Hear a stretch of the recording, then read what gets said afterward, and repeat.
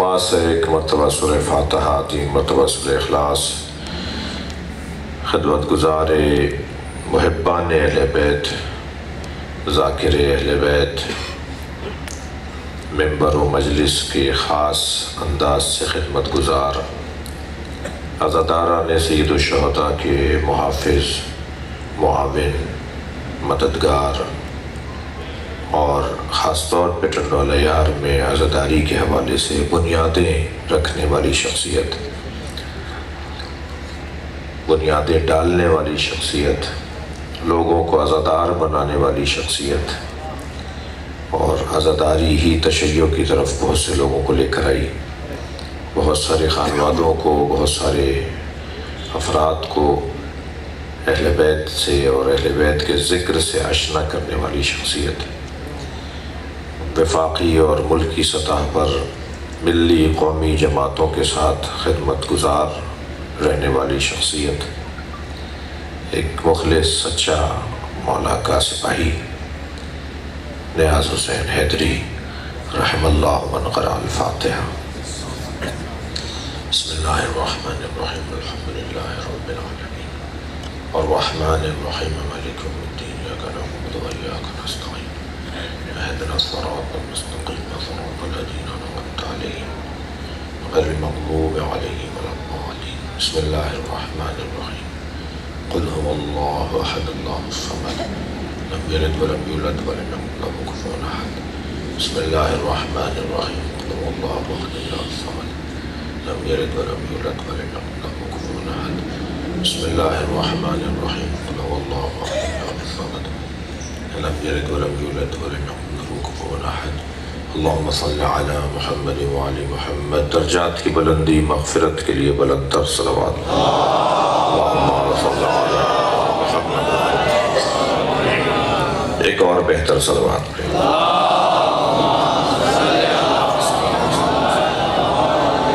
اس سے بھی بہتر اور بلند صلوات۔ اللہم صل علی محمد۔ اور بھی بلند صلوات۔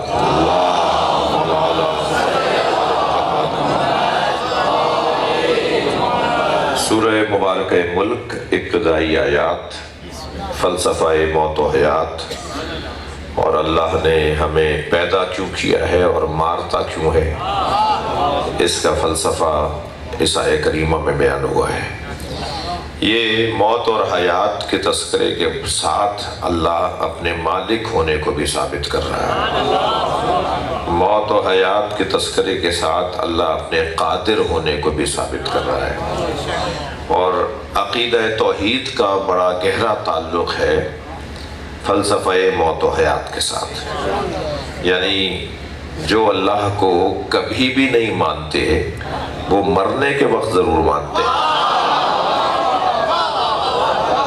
صلوات پڑھ لے ذرا محمد والا۔ ساری زندگی اللہ کو نہیں مانتے، مگر جب موت آ رہی ہوتی ہے نا تو کہتے ہیں دعا کرو بخشا جاؤں، دعا کرو میری مغفرت ہو جائے۔ جی اگر وہ بھی موقع مل جائے تو، اگر موقع مل جائے تو وہ آخری وقت میں اللہ انہیں ضرور یاد آتا ہے۔ صلوات پڑھ لیں محمد و آل محمد۔ تو ایک مجاہد فی سبیل اللہ، مجاہد فی سبیل اللہ، پھر جملہ تکرار کر کے اس کا ذائقہ دینا چاہوں گا آپ کو۔ مجاہد فی سبیل اللہ، سبیل الہی کو علی کہتے ہیں، علی مولا ہی کو سبیل الہی کہا جاتا ہے۔ جو اللہ کے رستے کا مجاہد ہو یعنی علی کا مجاہد ہو، مولا علی اللہ کا رستہ ہے، صراط اللہ بھی ہیں، سبیل اللہ بھی ہیں، حبل اللہ بھی ہیں، نور اللہ بھی ہیں، وجہ اللہ بھی ہیں، جنب اللہ بھی ہیں، ید اللہ بھی ہیں، عین اللہ بھی ہیں، رجل اللہ بھی ہیں، ید اللہ بھی ہیں۔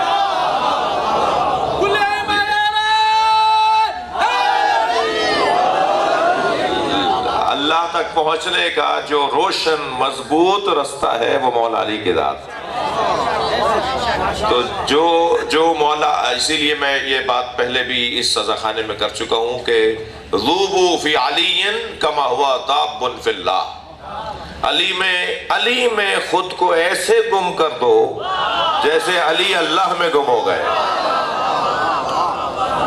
علی مولا میں گم ہونے والا در حقیقت منزل پانے والا شخص ہے۔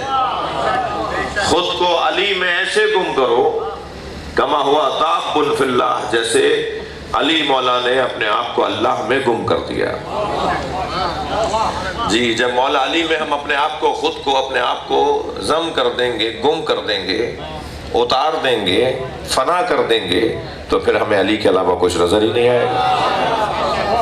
اور جب علی مولا کے علاوہ کچھ نظر ہی نہیں آئے گا تو پھر انسان کی بے ہدف زندگی نہیں رہے گی، با مقصد زندگی رہے گی، فضول کاموں میں مبتلا نہیں ہوگا، جی غیر ضروری گفتگو میں مبتلا نہیں ہوگا، وقت کو ضائع نہیں کرے گا، بند گلیوں کا شکار نہیں ہوگا۔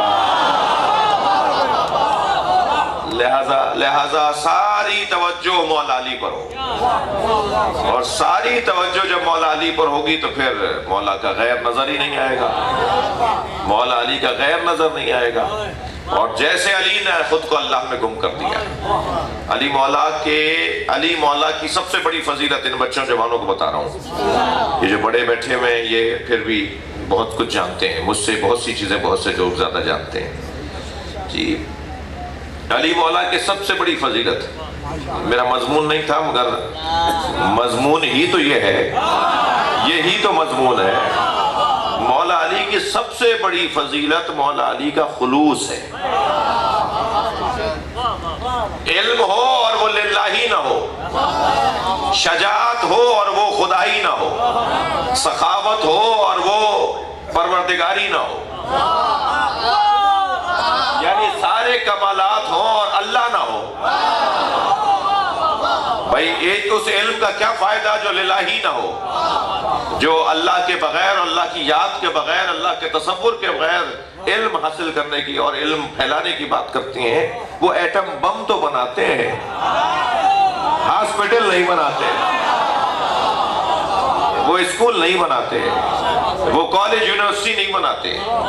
علم بغیر اللہ کے، علم بغیر تصور الہی کے، علم بغیر پروردگار عالم کے، وہ وبال جان ہے۔ العلم حجاب اکبر، علم سب سے بڑا حجاب ہے، سب سے بڑی رکاوٹ ہے، علم ہی سب سے بڑا فساد ہے۔ اب یہاں سے کوئی کلپ کاٹ دے گا نا تو آپ کو تو کچھ نہیں ہوگا، مجھے مسئلہ ہو جائے گا۔ کوئی ٹنڈو الہیار میں کہہ کر آئیں علم سب سے بڑا فساد ہے، یہ تو علم کے مخالف ہے۔ میں علم کا مخالف نہیں ہوں، جو علم، توجہ جملے پر، جوانوں اور بچوں سے توجہ زیادہ چاہتا ہوں، جو علم للہی نہ ہو، جو علم بغیر معرفت کے ہو، وہ علم نہیں ہے، وہ فساد ہے۔ جو شجاعت بغیر معرفت کے ہو، وہ شجاعت نہیں ہے، دہشت گردی ہے۔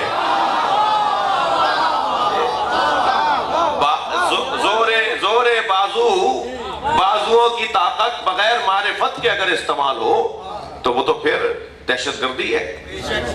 وہ کون سی چیز ہے جو زور بازو کو کنٹرول کرتی ہے اور وہاں بازو چلے، وہاں پنجہ آزمائی ہو، وہاں طاقت کا اظہار ہو کہ جہاں ہونا چاہیے، وہ معرفت کی وجہ سے۔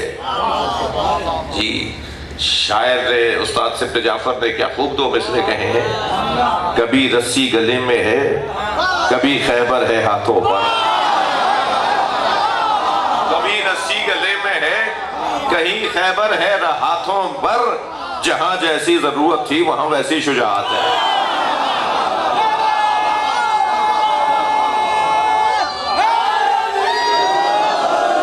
صلوات پڑھیں محمد و آل محمد۔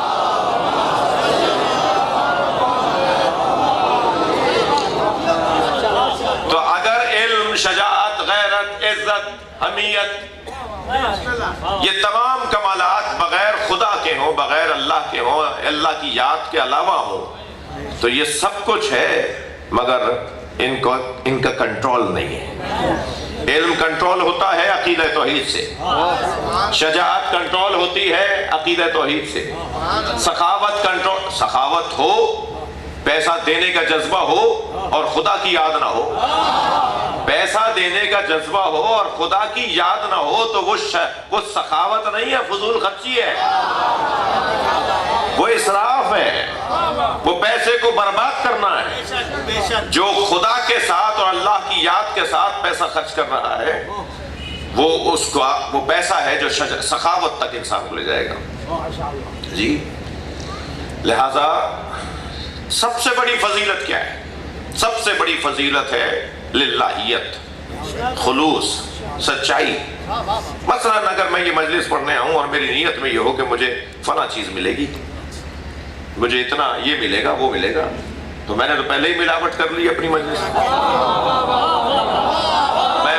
مولا حسین، اچھا یہ ذہن میں رہے کہ اگر میں کہہ رہا ہوں للہیت تو اللہ، رسول اللہ اور مولا علی کا ذکر طول میں ہے، عرض میں نہیں ہے۔ یعنی ہم یہ مجلس مولا علی کے لیے کر رہے ہیں، جملہ ٹھیک ہے۔ ہم یہ مجلس رسول اللہ کو خوش کرنے کے لیے کر رہے ہیں، جملہ ٹھیک ہے۔ ہم یہ مجلس اللہ کو خوش کرنے کے لیے کر رہے ہیں، جملہ ٹھیک ہے۔ تو کوئی ممکن ہے یہی بچہ آواز دے کر کہ مولانا اللہ کے لیے کر رہے ہیں مجلس یا رسول اللہ کے لیے کر رہے ہیں؟ مولانا اللہ کے لیے مجلس کر رہے ہیں یا مولا علی کو خوش کرنے کے لیے؟ تو میں کہوں گا تینوں جملے ٹھیک ہے، اس لیے کہ اللہ، رسول اللہ اور علی طول میں ہے، عرض میں نہیں ہے۔ برابر برابر رکھو گے شرک ہو جائے گا، اوپر نیچے رکھو گے تو توحید ہوگی۔ صلوات پڑھے محمد و آل محمد۔ یہ میں نے کوئی نئی بات تو کی نہیں ہے، قرآن تو ان آیات سے منور ہے، مملو ہے، بھرا ہوا ہے۔ قرآن میں کوئی ایک آیت ہے اس مطلب کی جو میں نے ابھی کہی ہے؟ یہ قرآن میں کوئی ایک آیت ہے؟ ابھی اگر میں یہ مضمون بنانے لگوں، یعنی اس مضمون پر بات کروں، تو مجھ جیسا ایک کمزور طالب علم بھی آپ کے سامنے 10 آیتیں تو ابھی سنا دے گا کہ اللہ، رسول اللہ اور علی کا ذکر اللہ نے ہمیشہ کیا ہے۔ نہیں، اللہ بھی نہیں چاہتا کہ نبی کے بغیر مجھے یاد کرو، اللہ بھی نہیں چاہتا کہ علی کے بغیر مجھے یاد کرو۔ آپ سورہ مبارکہ مائدہ کی 55ویں آیت جا کے دیکھ لیجئے، انما ولیکم اللہ ورسولہ، تمہارا ولی اللہ ہے اور اللہ کا رسول ہے۔ ایک ہی لفظ ولی کے ساتھ اللہ نے اپنے ساتھ رسول اللہ کا ذکر کیا ہے۔ اگر 2 دفعہ لفظ ولی بولتا نا تو ہم کہتے کہ اس اللہ کے لیے ولی کا مطلب کچھ اور ہے، رسول اللہ کے لیے ولی کا مطلب کچھ اور ہے، اس لیے کہ 2 لفظ ولی آئے ہیں۔ انما ولیکم اللہ ورسولہ، تمہارا ولی اللہ ہے اور اللہ کا رسول ہے۔ اب تیسرے ولی کی بھی بات ہو رہی ہے، مگر لفظ ولی کو تکرار نہیں کر رہا، وہ ایک ہی لفظ ولی کے ساتھ اپنے لیے بھی بولا، رسول اللہ کا ذکر بھی کیا، ایمان لانے والے، زکوٰۃ دینے والے اور حالت رکوع میں اس تیسرے ولی کا ذکر بھی اللہ کر رہا ہے۔ جا کے دیکھ لیجئے، قرآن تو ابھی مسجد میں رکھا ہے۔ انما ولیکم اللہ ورسولہ والذین آمنوا الذین یقیمون الصلاۃ ویؤتون الزکاۃ وہم راکعون۔ تمہارا ولی اللہ ہے، تمہارا ولی اللہ ہے، اللہ کا رسول ہے، اور وہ ہے جو ایمان لایا، نماز قائم کی اور حالت رکوع میں زکوٰۃ دی۔ تلاش کرو حالت رکوع میں زکوٰۃ دینے والا علی کے علاوہ کون ہے؟ ایمان لانے والوں میں سب سے پہلا ایمان لانے والا کون ہے؟ صلوات پڑھ لیں محمد و آل محمد۔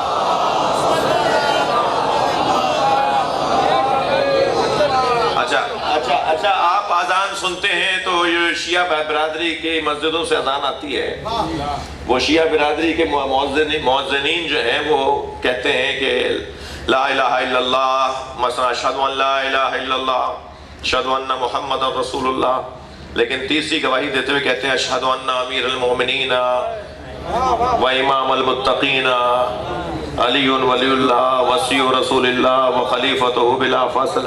جب علی کی بات آئی تو 3-4 جملے، جب اللہ کی بات آئی تو 1 جملہ، جب رسول اللہ کی بات آئی تو 1 جملہ، جب علی کا ذکر کرتے ہیں تو یہ شیعہ حضرات 3-4 جملے کیوں کہتے ہیں؟ تو انہیں آپ جواب دے دیں کہ اللہ نے بھی جب 3 ولیوں کا ذکر کیا ہے تو اپنے لیے 1 جملہ، رسول اللہ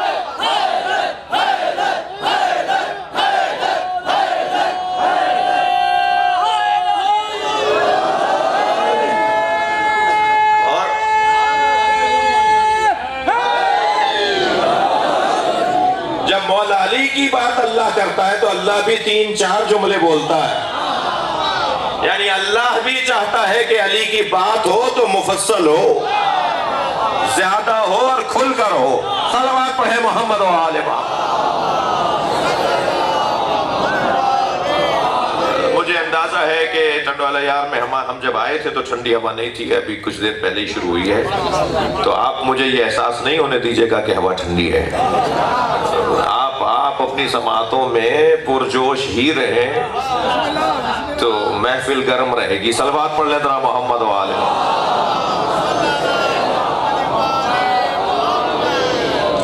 بات آگے بڑھے، سننا چاہ رہے ہیں؟ گفتگو یہ ہے کہ علم بغیر خلوص کے وہ پھر وبال جان بنے گا، فساد کا ذریعہ بنے گا. لوگوں کو پریشان کرنے والے بھی پڑھے لکھے لوگ ہوتے ہیں. زیادہ تنگ کرنے والے لوگ بھی پڑھے لکھے لوگ ہوتے ہیں، مگر وہ کون لوگ ہوتے ہیں کہ جن کے دماغ کا حاکم اللہ نہ ہو، جن کے دماغ کا ذہن کا حاکم اللہ ہو، پھر وہ علم کے ذریعے سے فساد نہیں پھیلاتے. تو علم ہو اور للہیت نہ ہو تو فساد ہو جائے گا. سخاوت ہو اور للہیت نہ ہو تو فضول خرچی ہو جائے گی. شجاعت ہو اور للہیت نہ ہو تو دہشت گردی ہو جائے گی. جی غیرت ہو اور للہیت نہ ہو تو ذمہ داریوں سے فرار آئے گا. عزت ہو اور للہیت نہ ہو تو تکبر آئے گا. عزت بغیر للہیت کے پھر وہ اکڑ کر چلے گا. وہ کہے گا عزت اس میں ہے کہ ذرا ہاتھ 2 انگلیوں سے ملاؤ. عزت والے لوگ، بڑے لوگ جی پیدل چلنے والے کو حقیر سمجھتے ہیں. تو پھر وہ کون سے؟ یہ عزت ہے. یہ عزت ہے کہ دوسرے کو حقیر سمجھا جائے. بڑی ہم نے بڑی مولانا وہاں ہم نہیں جاتے، ہم اس سے نہیں بات کریں گے، ہم اس سے نہیں ملیں گے. بڑی مشکلوں سے ہم نے اپنی عزت بنائی ہے. عزت کا مطلب ذمہ داریوں سے فرار نہیں ہے. تم اپنی ذمہ داری کو ادا نہیں کر رہے اور کہہ رہے ہو میں عزت بچانا چاہتا ہوں. وہ عزت ہی نہیں ہے جو ذمہ داریوں سے فرار کروائے. عزت کا تو تقاضا یہ ہے کہ تم اپنے فرائض کو ادا کرو، اپنی ذمہ داریوں کو ادا کرو. جو تمہارے اوپر ذمہ داری عائد ہوتی ہے اسے سمجھو، اس کو ادا کرو. تو یہ ساری چیزیں ہوں اور للہیت اور خدائی جذبہ نہ ہو، صبغت اللہ ہی نہ ہو. جی قرآن میں ایک بڑا حسین لفظ اللہ نے نازل کیا ہے، صبغت اللہ. ہمارے ہاں سندھ میں یہ نام بھی ہے صبغت اللہ. صبغت اللہ یعنی رنگ خدا. صبغہ عربی میں صبغہ کہتے ہیں رنگ کو. یہ یلو، یہ جو پیلا کلر ہے نا، یہ کلر ہے. یہ کاظمی صاحب مثلا آسمانی کلر کا کپڑے پہنے، میں یہ کالی ابا ہے، یہ رنگ ہے. آپ سب بھی مختلف رنگوں کے کپڑے پہنے ہوئے ہیں. تو اللہ کا رنگ کیا ہے؟ اللہ کے رنگ کو خلوص کہا جاتا ہے. میں اگر اپنے آپ کو مخلص سمجھتا ہوں یا مجھے مخلص بنانا ہے تو میرے خلوص کو ہی رنگ خدائی کہا جاتا ہے. اللہ کا رنگ یعنی خلوص. کہ بھائی وہ بہت بڑا مخلص ہے یعنی صبغت اللہ ہے، یعنی اللہ کا رنگ اس پہ چڑھا ہوا ہے. جی آپ مہر دیکھ کے، ٹھپا دیکھ کے کمپنی پہچانتے ہیں نا، یہ کس کمپنی کی ہے. یہ سائیں گھڑی پہنے بیٹھے ہیں شاہ صاحب، اس کے اندر لکھا ہوگا یہ مثلا کون سی ہے. مجھے گھڑیوں کے صحیح نام نہیں آتے بھی ہوں گے تو نہیں بتاؤں گا، ممبر پہ بیٹھا ہوں، ورنہ کہیں گے مولانا نے فلاں کمپنی کی تبلیغ کر دی. اب 2 لوگ بھی اگر گھڑی جا کے خرید لیں گے تو اس لیے کہ مولانا نے بولا تھا. مثلا یہ پانی کی بوتل ہے، اس کے اوپر کوئی مہر لگی ہوئی ہے نا، اس کو دیکھ کر فوراً ہمارا ذہن کہاں جا رہا ہے؟ اس کمپنی کی طرف. اسی مائک کے اوپر کوئی کہیں نہ کہیں مہر لگی ہوئی ہوگی، تو اسے دیکھ کر، اس ساؤنڈ سسٹم کو دیکھ کر کون سی کمپنی کا ہے. گاڑیوں پر بھی وہ ٹویوٹا، کرولا، پتہ نہیں کیا کیا نام ہے گاڑیوں کے، لے دیا نام میرا. تو وہ کیا ہوتا ہے کہ کمپنیوں کے نام، اس کو دیکھ کر فوراً دماغ جاتا ہے یہ فلاں جگہ کی ہے. صبغت اللہ یعنی خلوص دیکھ کر پتہ چلتا ہے یہ خدا والا ہے. اگر کسی کی زندگی میں خلوص اور سچائی ہو، بظاہر اس کے ماتھے پہ لا الہ الا اللہ بھی نہ لکھا ہوا ہو، بظاہر آپ نے اس کا شناختی کارڈ بھی نہ دیکھا ہو کہ یہ مسلمان ہے، مگر اس کا خلوص بتائے گا کہ یہ خدائی ہے، یہ اللہ والا ہے، یہ جو بات کر رہا ہے وہ رنگ خدا کے ساتھ کر رہا ہے۔ میں ایک مخلص شخصیت کی مجلس ترہیم پڑھنے آیا ہوں، اس لیے میں مضمون سے ہٹا ہوا نہیں ہوں۔ ان کی مغفرت کے لیے ایک اور صلوات دیا کریں۔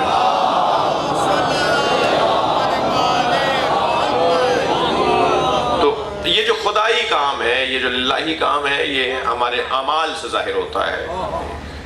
کوئی بتانا نہیں پڑتا کہ کون کتنا بڑا مسلمان ہے، خلوص سے پتہ چلے گا وہ کتنا بڑا مسلمان ہے۔ اور کتنا اچھا سودا ہے، خلوص پر تھوڑی دیر مجھے رکنے دیجئے۔ کتنا اچھا سودا ہے کہ ہم معاملہ اپنا اللہ کے ساتھ کریں، ہم بندوں سے توقع ہی نہ رکھیں۔ بندوں سے توقع رکھیں گے تو دل روزانہ ٹوٹے گا، روزانہ دل خراب ہوگا، روزانہ ندامتیں، پشیمانیاں اور بلڈ پریشر ہائی اور ہوگا، یہ بیماری لگ جائیں گی، بیماریاں لگ جائیں گی بندوں سے توقع رکھنے پر۔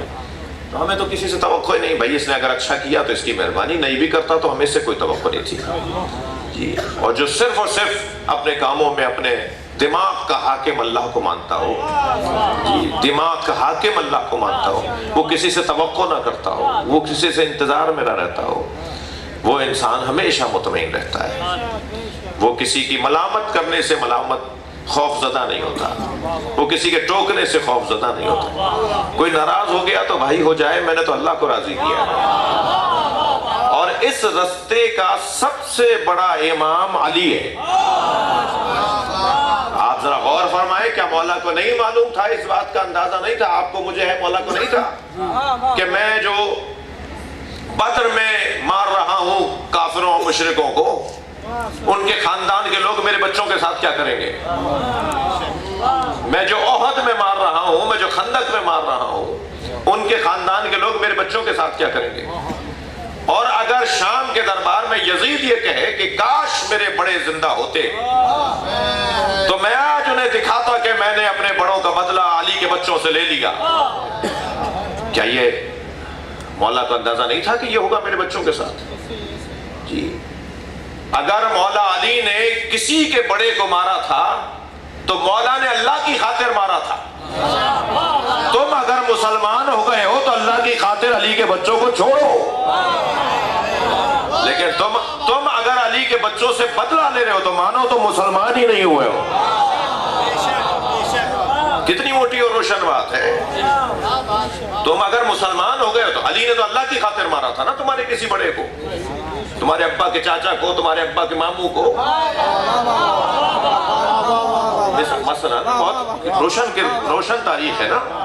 تمہارے بڑوں کو اگر علی مولا نے مارا تھا تو اللہ کی خاطر مارا تھا نا، تو تم مسلمان ہو گئے تو اللہ کی خاطر خاموش ہو جاؤ۔ لیکن اگر تم مسلمان ہونے کے بعد علی سے بدلہ لے رہے ہو تو یا مانو کہ تم مسلمان ہی نہیں ہو۔ علی مولا اس رستے کا سب سے بڑا امام، جسے خلوص اور سچائی کہا جاتا ہے۔ از علی آموخت اس اخلاص عمل، ایک محاورہ بھی ہے، ایک حدیث کا مفاد اور مستفاد بھی ہے۔ علی سے سیکھیں کہ خلوص کسے کہا جاتا ہے۔ علی مولا سے سیکھا جائے کہ خلوص کسے کہا جاتا ہے۔ بیت المال کا کام کر رہے ہیں، چراغ جل رہا ہے جی، کہ اچانک حضرت عقیل آ گئے، بھائی مولا علی کے، اور وہ بھی بڑے بھائی۔ میرے بچوں جوانوں کو پتا ہے حضرت ابو طالب کے 4 بیٹوں میں مولا علی سب سے کم سن چوتھے بیٹے ہیں۔ سب سے بڑے طالب، پھر جعفر، پھر عقیل، پھر علی، سب سے چھوٹے بھائی ہیں اپنے بھائیوں میں۔ چراغ جل رہا ہے، حضرت عقیل آ گئے، گھر کی بات کرنے لگے، تو مولا نے اپنے ہاتھ سے چراغ کی لو کو بجھا دیا جی۔ پھونک مارنے کا انداز علی کا نہیں ہے بھائی۔ آپ اگر مجلسوں میں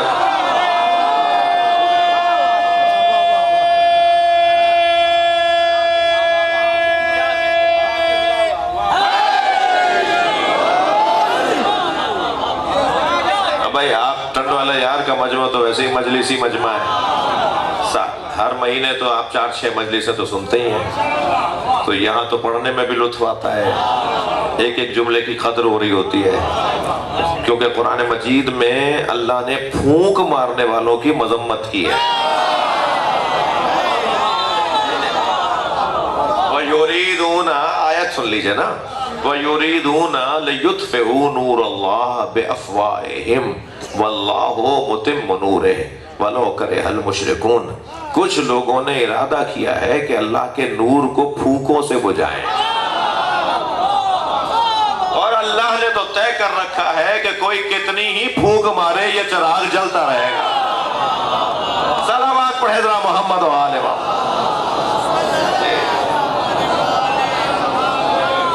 شکریہ، آپ کی توجہات میرے ساتھ ہے جی۔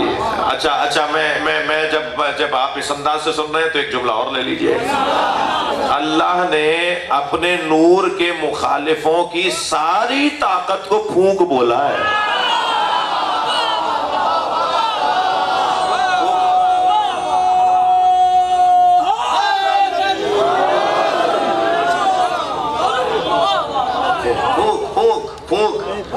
اس سے زیادہ اور ذلیل کرے گا اللہ علی کے دشمن کو،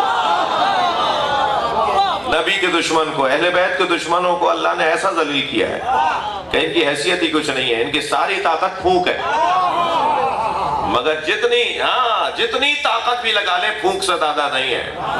اللہ اپنے نور کو زندہ رکھے گا، یہ نور کبھی بجھے گا نہیں، یہ نور جلتا رہے گا۔ بھئی سماعتیں بڑی حسین ہیں، میں زندہ ہوں اس پر مجھے شک ہونا چاہیے، حسین زندہ ہے اس پر یقین ہونا چاہیے۔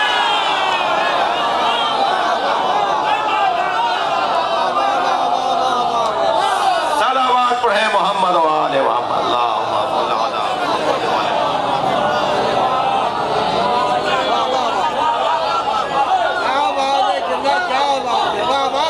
جس کا مزار آج 1400 سال بعد بھی زندگی بانٹ رہا،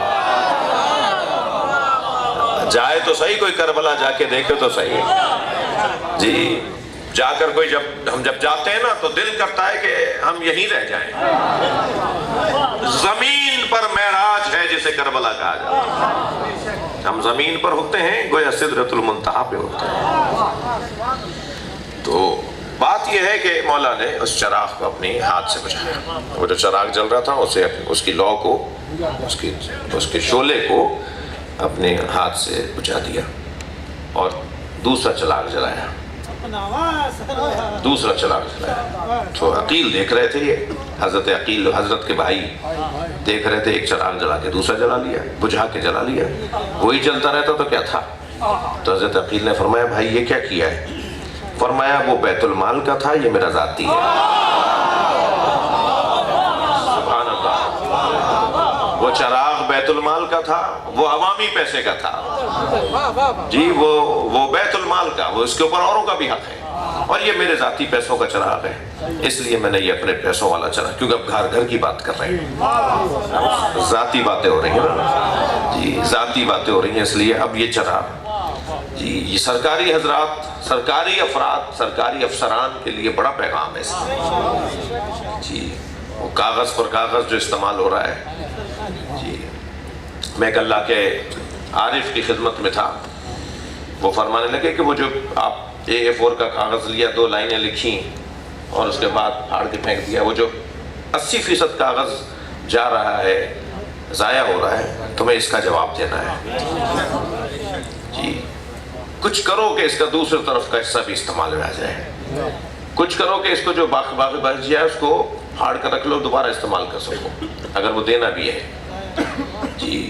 ہمارے ہاں اور خاص طور پہ ہماری مملکتوں میں، ہمارے علاقوں میں، ہمارے اداروں میں جہاں پہلے ہی مالی بحران کا شکار ہے، جو علاقہ، جو مملکت، جو ادارے، وہاں اگر بے احتیاطی ہو تو پکڑائی تو ہم سب کے۔ جب قرآن نے کہہ دیا فَمَنْ يَعْمَلْ مِثْقَالَ ذَرَّةٍ خَيْرًا يَرَهُ وَمَنْ يَعْمَلْ مِثْقَالَ ذَرَّةٍ شَرًّا يَرَهُ، ایک ذرہ بھی اگر خیر کرو گے تو تمہیں نیکی کا بدلہ ملے گا، اور ایک ذرہ بھی اگر برائی کرو گے تو تمہیں اس کا سامنا کرنا پڑے گا. جب ذرے ذرے کا حساب ہونا ہے تو اتنے بڑے کاغذ کا حساب نہیں ہونا. قلم اور پیسے اور کرسیاں اور فرنیچر اور نہ جانے کیا کیا، اس کا حساب نہیں ہونا. میں گزارش کروں گا اپنے ان افراد کو جو افسران ہیں، جو اداروں میں کام کرتے ہیں، کہ کسی اور کی خاطر اپنی خبر کو خراب نہ کرو. فائدہ اسے ہو رہا ہے، خبر ہماری خراب ہو رہی ہے. تو ہم اس کا کیا فائدہ؟ یہ بقول محاورتاً کہا جاتا ہے گناہ بے لذت. جی لہذا علی مولا سے سیکھا جائے کہ خلوص کسے کہا جاتا ہے، سچائی کسے کہا جاتا ہے. بات آگے بڑھے. اگر میرا علم اللہ کی یاد کے ساتھ ہو، سخاوت، شجاعت، غیرت، عزت، یہ ساری چیزیں اللہ کی یاد کے ساتھ ہوں، تو ساری چیزوں کا ٹریک ٹھیک رہے گا. تو یہی تو اللہ نے سمجھایا ہے کہ زندگی میرے ہاتھ میں ہے، موت بھی میرے ہاتھ میں ہے، تو زندگی اور موت کے درمیان کا جو دورانیہ ہے وہ میرے حوالے کیوں نہیں کرتے؟ جب دنیا میں لانے کے بھی تم میرے محتاج، جب دنیا سے جانے میں بھی تم میرے محتاج. بھائی اگر دنیا میں آنے کے تم میرے محتاج نہیں تھے تو یہ 15 سال تک دعا دارو دوا منت مرادیں فلاں ڈاکٹر کو دکھایا اولاد نہیں ہو رہی، اور 15 سال کے بعد ایک مرتبہ امید ہوئی اور اولاد ہو گئی. تو تم لا سکتے تھے تو 15 سال پہلے لے آتے نا. ہم نے جب چاہا تم صاحب اولاد ہو گئے. دنیا سے جانے کا مرحلہ آیا، بیماری لگی، کینسر لگا، فلاں پریشانی لگی، زمین بیچ ڈالی، زیورات بیچ ڈالے، سارے خرچے کر دیے، مگر بچا نہیں سکے اپنے عزیز کو. تو تمہارے ہاتھ میں تھا تو بچا لیتے. اور بچانے والا پھر ایسے بچاتا ہے کہ جہاز گر جاتا ہے اور ایک بندہ بچ جاتا ہے، جو آج الحمدللہ کنٹری ہیڈ ہے ایک بہت بڑے ادارے کا. جہاز گرا، سب جل گئے، سب مر گئے، سب دنیا سے چلے گئے. البتہ ان کی ایسے مرنے والوں کا درجہ شہادت کا ہے. جو جل کے مرتا ہے یا دیوار کے نیچے دب کے مرتا ہے، جو زلزلے کی زد میں آ کے مرتا ہے، جی جو ڈوب کے مرتا ہے، جو جل کے مرتا ہے، اس کا شہادت کا درجہ. جو وبائی امراض میں جیسے کورونا کی بیماری تھی ابھی، اس میں جانے والے شہادت کا درجہ رکھتے ہیں. سارا جہاز کوئی ایک نہیں بچا، ایک بندہ بچ گیا، جو آج الحمدللہ ایک بہت بڑے ادارے کا سربراہ ہے اسی پاکستان میں. یہ جو جہاز گرا تھا کراچی ایئرپورٹ کے ساتھ، اس میں ایک بندہ بچا، وہ آج بھی زندہ ہے. اسی کلری جھیل کے اندر، ٹھٹے والی جھیل کے اندر 16 افراد ایک ہی گھر کے ڈوبے، جی 2 مہینے کی بچی بچ گئی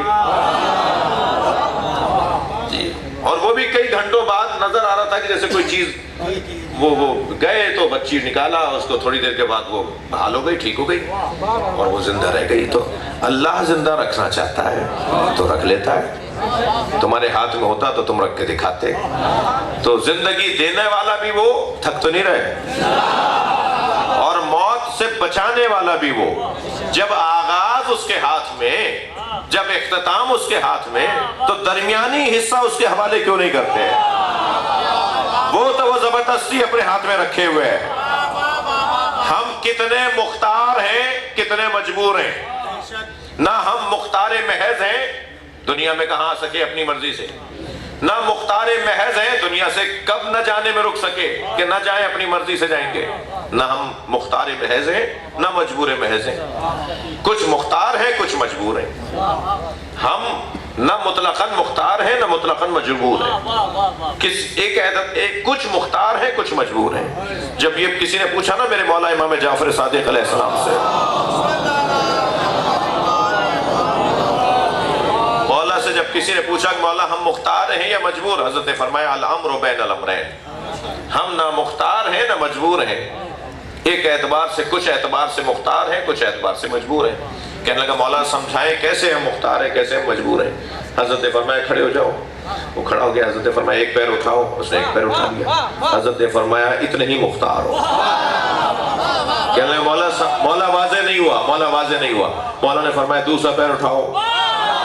اب دوسرا پیر اٹھ ہی نہیں رہا. حضرت نے فرمایا اتنے ہی مجبور ہو. تم ایک پیر اٹھا گئے یہ مختار ہو، دوسرا پیر اٹھا ہی نہیں پا رہے ہو، چاہتے ہوئے نہیں اٹھا رہے ہو. تم چاہو بھی تو نہیں اٹھا پا رہے ہو. یہ تم چاہتے ہوئے جو نہیں کر پا رہے، یہی مجبوری ہے. تو تم نہ مختار محض ہو، نہ مجبور محض ہو. تو ہم دنیا میں آنے میں بھی مجبور ہیں, دنیا میں رہنے میں بھی مجبور ہیں جی. تو جب دونوں اعتبار سے مجبور ہیں تو درمیانے جو حصہ ہے وہ اپنے اختیار سے اللہ کے حوالے کیوں نہیں کر دیں؟ جب ہم اپنے اختیار سے اللہ کے حوالے کر دیں گے تو اسی کو خلوص کہا جاتا ہے. ایک مخلص کی مجلس ترحیم ہے. بس جو انسان اپنے امور کو اللہ کے حوالے کر دے پھر اللہ اس کے حوالے مصلحتیں اور ولایتیں کرتا ہے, وہ صاحب ولایت ہو جاتا ہے. پھر وہ صاحب ولایت ہو جاتا ہے. دنیا میں آئے اپنی مرضی سے نہیں آئے, اب دنیا میں رہ رہے ہیں اللہ کی مرضی سے, تو پھر جب جائیں گے تو پھر اللہ کہے گا تم اپنی مرضی سے جاؤ گے. نہیں, میری بات گئی نہیں. اگر میں درمیانی حصہ اللہ کے حوالے کر دوں, بھائی آئے دنیا میں اپنی مرضی سے نہیں آئے, فلاں ابا کے گھر میں ہم پیدا ہوئے ہیں, اپنے ابا کے گھر میں ہم اپنی مرضی سے نہیں پیدا ہوئے. بہت سارے بچے کبھی کبھی الجھ کے کہتے ہیں میں اپنے دوست کے ابا کے گھر میں کیوں نہیں پیدا ہوا. جی ہم اپنے ابا کے گھر پیدا ہوئے ہیں, یہ ہمارا اختیار نہیں تھا. ہم فلاں خاندان میں پیدا ہوئے, یہ ہمارا اختیار نہیں تھا. فلاں زبان بولنے والے پیدا ہوئے, ہمارا اختیار نہیں تھا. دنیا سے جانے میں بھی ہمارا اختیار نہیں ہے. نہ جانے کہاں موت آئے, نہ جانے قبر نصیب ہو یا نہ ہو, نہ جانے کیسی موت آ جائے, ہمارے اختیار میں نہیں ہے. لیکن جو درمیانی حصہ ہے وہ ہمارے اختیار میں ہے کہ ہم کیسے رہیں. ابھی آپ اپنی مرضی سے آکے بیٹھے ہیں نا, مجھے دعوت ضرور دی میرے بھائی پرویز سمو صاحب نے حیدری صاحب کی مجلس ترحیم کے لیے, مگر آیا میں اپنی مرضی سے ہوں نا, کوئی زبردستی نہیں, کوئی زور نہیں. تو یہ جو اختیار میں اور آپ ہم استعمال کر رہے ہیں, اگر یہ اختیار ہم قربتاً اللہ کر دیں,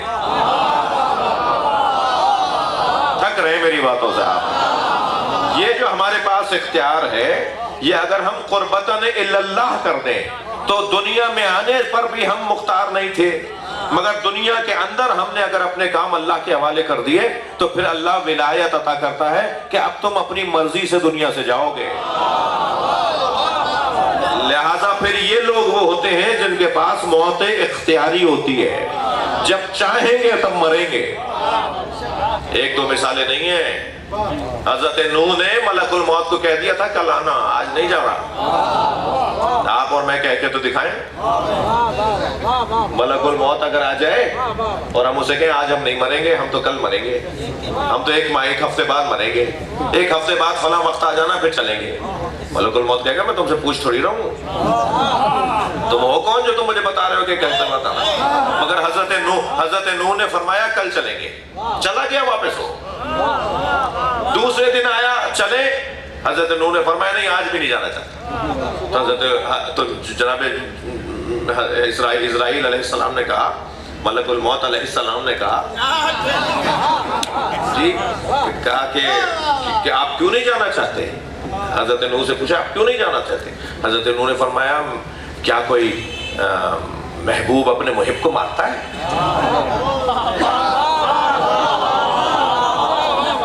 تو یہ واپس چلے گئے. کب آؤں حضور, کہا پھر کل آنا. پھر کل آئے, کب آج بھی نہیں جانا چاہتا. کب اللہ نے ایک پیغام بھیجا ہے, کہا کوئی محبوب اپنے محب سے ملنے کا شوق نہیں کرتا, اب سے ملنے آ جاؤ. ایسے حضرت نوح تیار ہوئے. پھر فرمان لگے اچھا اتنا رک جاؤ میں سائے میں آ جاؤں. حضرت نوح جب وہ مکالمہ ہو رہا تھا تو دھوپ میں تھے, تو ملک الموت سے کہا اتنا رک جاؤ کہ میں سائے میں آ جاؤں. تو 4-6 قدم آگے بڑھ کے سائے میں آئے. تو ملک الموت نے پوچھا کہ نوح کتنے سال زندہ رہے آپ. 2500 سال عمر تھی ان کی, 250 سال نہیں, 25 سال نہیں, 2500 سال کی عمر گزارنے کے بعد تیسرے چوتھے دن بلایا ملک الموت کو, کل چلیں گے. اور پھر کہا سائے میں آنے دو. اس نے کہا جائیے, ہم سے نہیں پوچھے گا اتنا بھی. جی وہ آئے سائے میں, کہنے لگے ملک الموت فرمانے لگے کہ کتنا عرصہ زندہ رہے. کہنے اتنا ہی رہا ہوں جتنا دھوپ میں سے سائے میں آیا ہوں. یعنی 2500 سال بعد بھی زندگی اتنی مختصر ہے. جب یہ زندگی 2500 سال والوں کی اتنی مختصر ہے, بھئی موت کی مجلس پڑھ رہا ہوں میں, اپنے مضمون پر ہوں, جب 2500 سال والوں کی زندگی اتنی مختصر ہے تو ہماری 60-70 سال کی عمریں کتنی مختصر ہوں گے.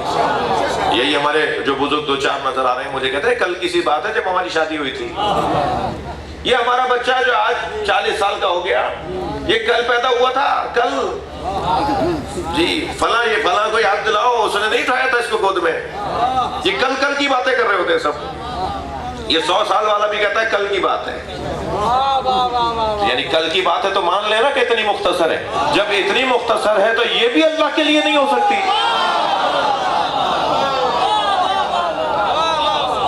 اس کو بھی ہم نہیں کر سکتے اللہ کے علاوہ والے. صلوات پڑھ لینا محمد و آلہ.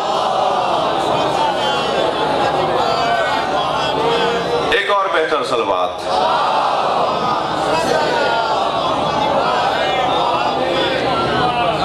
اور وہ مولا علی کا فرمان تو بڑا حسین منظر بناتا ہے. جب مولا سے کسی نے پوچھا کہ ہر نماز کے ہر رکعت میں قیام ایک، رکوع ایک، سجدے دو کیوں ہیں؟ تو مولا نے قرآن کی آیت پڑھی. فرمایا تم نے یہ قرآن میں نہیں پڑھا؟ بھائی ہم نماز پڑھتے ہیں نا، رکوع ایک ہے، قیام بھی ایک ہے، سجدے ہر رکعت میں 2 ہیں. تو مولا سے پوچھا 2 کیوں ہیں؟ تو مولا علی نے فرمایا تم نے قرآن کی آیت نہیں پڑھی؟ منہا خلقناکم، اسی مٹی سے بنے ہو، وفیہا نعیدکم، اسی مٹی میں واپس جاؤ گے. پہلا سجدہ تمہاری ولادت کی یاد دلاتا ہے، دوسرا سجدہ تمہاری موت کی یاد دلاتا ہے، اور ان 2 سجدوں کے درمیان مختصر سا قیام ہے جو زندگی ہے. اور وہ مختصر سا قیام جو زندگی ہے وہ بھی استغفار پر مشتمل ہے. کیا پڑھتے ہیں اس میں مختصر سے قیام ہے، استغفر اللہ ربی واتوب الیہ. تو اتنی مختصر زندگی وہ بھی اگر ہم اللہ کے حوالے نہ کر پائیں، لہذا بڑا گھاٹے کا سودا ہے اگر کوئی شخص اپنے کاموں کو اللہ کی یاد کے بغیر گزارتا ہو. اللہ صرف مصلی پہ نہیں ملتا، حسن تو یہ ہے کہ آفس میں بھی یاد آئے، حسن تو یہ ہے بازار میں بھی یاد آئے، اپنی ڈیوٹی اور نوکری کرتے وقت بھی اللہ یاد آئے. ہر جگہ اللہ کی یاد کہ کوئی ہے جو دیکھ رہا ہے. ہماری تیز رفتار اوور اسپیڈ گاڑی کیمرہ دیکھ کے کنٹرول میں آ جاتی ہے کہ موٹر وے پہ کیمرہ لگا ہوا آ رہا ہے، ابھی کیمرے کی آنکھ دیکھ لے گی. یعنی ہم اگر یہاں بڑا بڑا لکھ دیں کہ کیمرے کی آنکھ آپ کو دیکھ رہی ہے تو بڑے سنبھلے رہیں. اور اللہ کو ہم سمیع اور بصیر بولتے ہیں، مگر علنی گناہ بھی ہو رہے ہیں. مجھے معاف کیجئے گا، موت کی مجلس ہے. علنی گناہ بھی ہو رہے ہیں، خفیہ گناہ بھی ہو رہے ہیں، اور ہم کیمرے کی آنکھ سے کرتے ہیں مگر اللہ کی آنکھ سے نہیں کر رہے. مجھے وہ بچے بڑے اچھے لگتے ہیں جو دادا کو تایا کو آتے ہوئے دیکھ کے سگریٹ پھینک دیتے ہیں. وہ کم سے کم اپنی سگریٹ پھینک کے کہتے ہیں کہ ان کو دیکھیں، یہ دیکھ لیں گے تو ہمیں شرمندگی ہوگی کہ ہم نے اپنے بڑے کا دل دکھایا. یہ تو نہیں ہمیشہ وہ بڑا ڈانٹے گا، انہیں پتا ہے کہ بڑا کیا ڈانٹے گا. آج کے تو بڑے ڈانٹتے ہی نہیں ہیں، اور ڈانٹتے ہیں تو انہیں پتا ہے کہ ہماری ڈانٹ سم کی بال کی طرح پلٹ کے آتی ہے. اس لیے ڈانٹو ہی نہیں انہیں بچوں کو، انہیں کچھ بولو ہی نہیں، کیونکہ اگر ہم نے کچھ بول دیا تو تڑاک سا ایک جواب آ جائے گا. چاچا ہم ہی نظر آ رہے ہیں کیا؟ اپنے بچے کو نہیں، بھائی وہ بھی میرا ہی بچہ ہے، تم بھی میرے بچے ہو. جیسے چاچا ڈانٹتے ہیں تو چاچا کو ان کا بچہ یاد دلاتا ہے، ان کا بھتیجا ان کا بچہ یاد دلاتا ہے کہ آپ کو اپنا بچہ نظر نہیں آتا. بھائی تم بھی تو میرے بچے ہو، وہ بھی میرا بچہ ہے، میں اسے بھی ڈانٹتا ہوں، تمہیں بھی ڈانٹتا ہوں. اور ڈانٹنے والے تو ویسے ہی نہیں رہے. جن گھروں میں ڈانٹنے والے ہیں، میں ان جوانوں سے کہہ رہا ہوں غنیمت جانو کہ تمہارے گھر میں کوئی ٹوکنے والا ہے.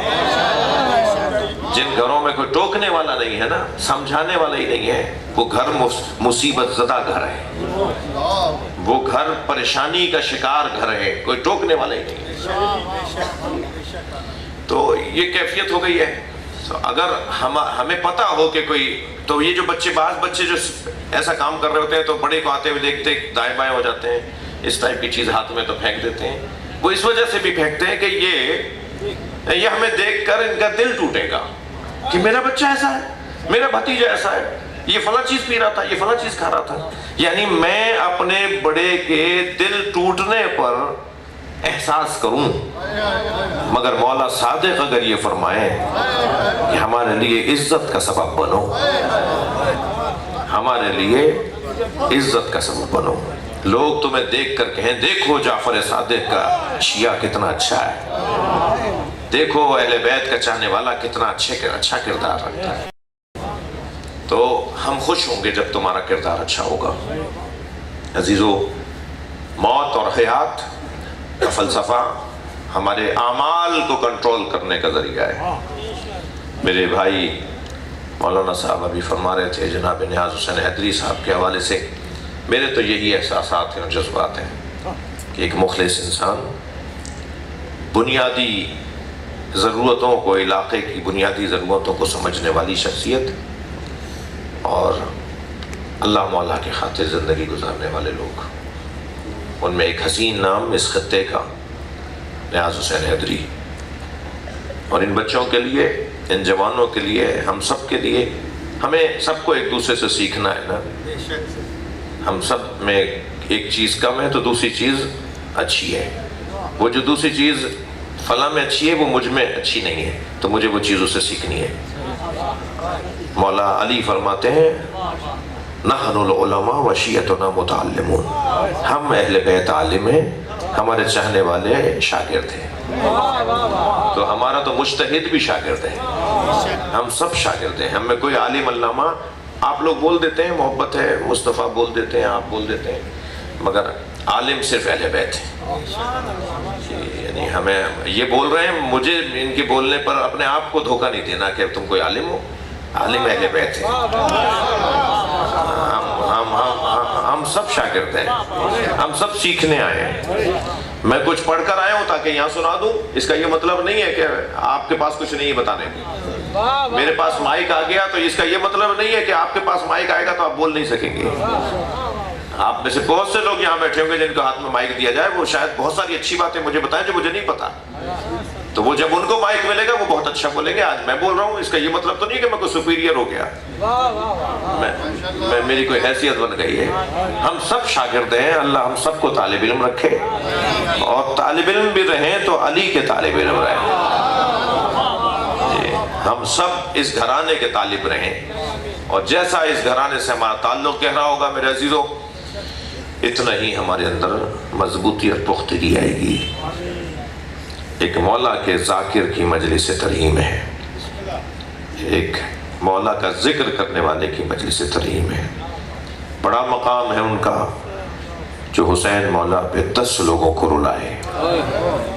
میں نے نبی کی حدیث پڑھی کہ جس نے میرے حسین پر 10 لوگوں کو رلایا، میں مصطفیٰ، میں نبی محشر میں اس کی مدد کروں گا۔ پھر آنکھوں میں آنسو لا کے سرکار نے فرمایا جس نے میرے حسین پہ 3 لوگوں کو رلایا، میں محشر میں اس کے ساتھ کھڑا ہوں گا۔ جس نے پھر روئے اور پھر فرمایا جس نے میرے حسین پر 1 فرد کو رلایا۔ خود بہت روئے ہیں، ابھی امام حسین کو گود میں دیا ہے، کچھ دیر پہلے ہی ولادت اور آمد ہوئی ہے امام حسین کی۔ جناب ام ایمن نے، ام قسم نے، گھر کی بیویوں نے امام حسین کو اجلا سا سفید کرتا پہنایا اور نبی کی گود میں لا کے دے دیا۔ نبی نے امام حسین کو گود میں لیا، کچھ ہی دیر کے بعد رونے لگے۔ اتنا روئے نبی، ابھی ولادت ہوئی ہے، کچھ دیر پہلے لائے ہیں امام حسین کو، نبی کی آغوش میں ہے کہ نبی نے رونا شروع کیا، گریا شروع کیا۔ دور سے جناب زہرا نے دیکھا کہ بابا حسین کو دیکھ دیکھ کے رو رہے ہیں۔ بلکہ میں نے ایک کتاب پڑھی جس کتاب میں لکھا ہوا تھا کہ نبی مکرم روتے روتے امام حسین کے گرد جو کپڑا لپٹا ہوا تھا، چادر لپیٹی ہوئی تھی نا، اس کو کھولا، پھر ہاتھ دیکھنے لگے، امام حسین کے پیر دیکھنے لگے، سینے سے کپڑا ہٹا کے سینہ دیکھنے لگے، اور پھر دیکھ دیکھ کے رونے لگے۔ یہ منظر دور سے جناب زہرا نے دیکھا تو قریب آ کر کہنے لگی بابا میرے بچے میں کوئی عیب ہے؟ آپ حسین کے ہاتھ پیروں کو دیکھ دیکھ کے رو رہے ہیں، میرے بچے میں کوئی عیب ہے؟ فرمایا نہیں زہرا، تمہارے بچے میں کوئی عیب نہیں ہے، ابھی ابھی مجھے جبریل نے بتایا ہے کہ اس سینے پہ گھوڑے دوڑیں گے، اس بدن پہ اتنے زخم لگیں گے کہ یہ بدن پہچاننے میں نہیں آئے گا۔ یہی حسین ہے جس حسین کے لیے قربانی تاریخ میں لکھی ہے، اور خوب اپنے بچے کو امام حسین کو نبی نے سینے سے لگا کے گریہ کیا، بہت گریہ کیا۔ 2 سال کا سن تھا امام حسین کا جس زمانے کا یہ واقعہ ہے۔ سرکار صحابہ کرام کے ساتھ مدینے کی ایک گلی سے گزر رہے کہ ایک گھر سے ایک بچے کے رونے کی آواز آئی۔ وہ آواز امام حسین کی آواز سے مشابہ تھی۔ نبی کو پتا ہے یہ گھر زہرا کا گھر نہیں ہے، یہ حسین کا گھر نہیں ہے، لیکن وہ جو آواز آ رہی تھی وہ امام حسین کی آواز کی طرح سے آواز تھی۔ تو نبی نے دروازہ بجایا اور خاتون باہر آئی تو اسے فرمایا اپنے بچے کو خاموش کرواؤ، اس کی آواز سن کر مجھے حسین یاد آ رہا ہے، اس کی آواز میرے حسین کی آواز کے ساتھ ملتی ہے۔ 3.5 سال کا سن تھا جس زمانے کا یہ واقعہ ہے۔ امام حسین کی عمر 3.5 سال کی تھی۔ نبی مدینے کی ایک گلی سے گزر رہے تھے تو کچھ بچے کھیل رہے تھے۔ ایک بچے کو آپ نے گود میں لے لیا، خوب پیار کیا، پھر زمین پہ اتار دیا۔ آگے بڑھے تو ایک صحابی نے پوچھا یا رسول اللہ یہ کس کا بچہ تھا؟ فرمایا مجھے اس سے غرض نہیں یہ کس کا بچہ تھا، مجھے تو بس اس سے غرض ہے یہ بچہ میرے حسین سے پیار کرتا ہے۔ میں نے دیکھا ہے یہ بچہ جب میرے حسین کے قریب آتا ہے میرے حسین سے پیار کرتا ہے، اس کا احترام کرتا ہے، اس کا خیال کرتا ہے۔ یہی 3.5 سال کا سن تھا، واقعہ گزرا۔ نبی ایک سفر، طویل سفر سے واپس آئے۔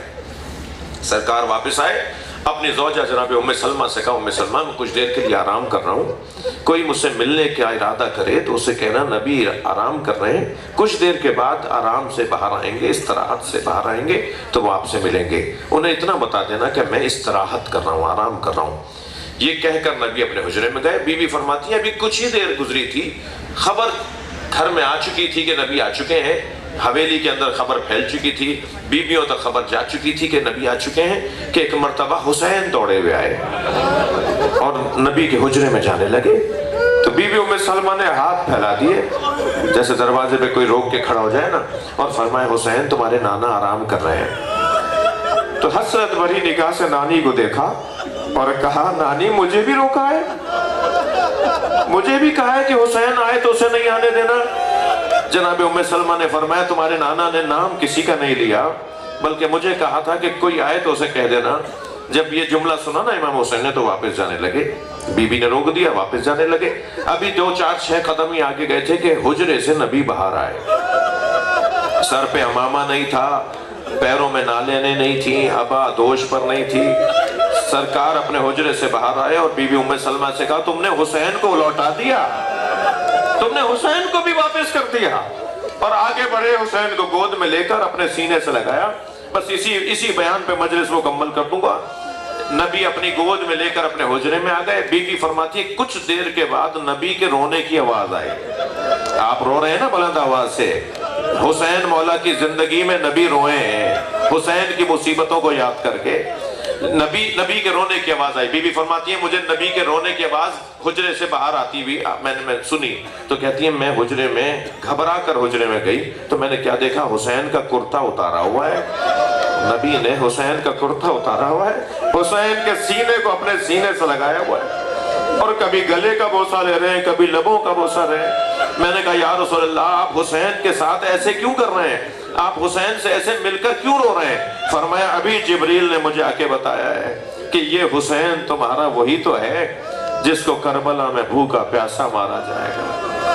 الا لعنت اللہ علی قوم الظالمین۔ یا اللہ مرحوم کے درجات کو بلند فرما، ان کی کوتاہیوں سے درگزر فرما، ان کے وارثوں کو، عزیز و اقارب کو، اہل خانہ کو، ان کے لیے ہم سب کو ان کے لیے کار خیر کی توفیق عطا فرما، مرحوم کی درجات کو بلند فرما، امام زمانہ کے ظہور میں تحجیل فرما۔ ایک سورہ فاتحہ، 3 مرتبہ سورہ اخلاص۔ مرحوم مغفور ذاکر اہل بیت، قومی خدمت گزار نیاز حسین حیدری رحم اللہ من قرأ الفاتحہ۔ بسم اللہ الرحمن الرحیم، الحمدللہ رب العالمین الرحمن الرحیم مالک یوم الدین، ایاک نعبد و ایاک نستعین، اہدنا الصراط المستقیم صراط الذین انعمت علیہم غیر المغضوب علیہم ولا الضالین۔ بسم اللہ الرحمن الرحیم، قل هو اللہ احد لم یلد ولم یولد ولم یکن له کفوا احد۔ بسم اللہ الرحمن الرحیم، قل هو اللہ احد لم یلد ولم یولد ولم یکن له کفوا احد۔ اللہم صلی علی محمد وعلی محمد. مغفرت کے لیے صلوات پڑھیں. اللہم صلی علی